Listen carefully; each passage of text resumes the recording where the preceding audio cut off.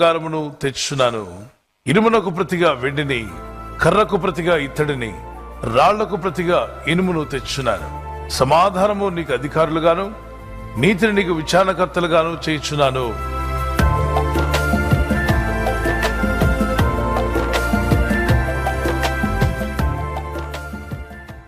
మనం సృష్టికర్తని దేవుని చేయి పట్టుకొని జీవిస్తున్నట్లయితే ఇదిగోండి, ఈ వాగ్దానాలన్నీ మీ పట్ల నెరవేరుతాయి.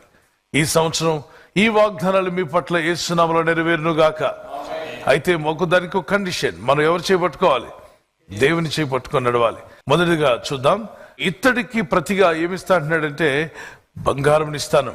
ఇత్తడి విలువ తక్కువ, బంగారం విలువ ఎక్కువ.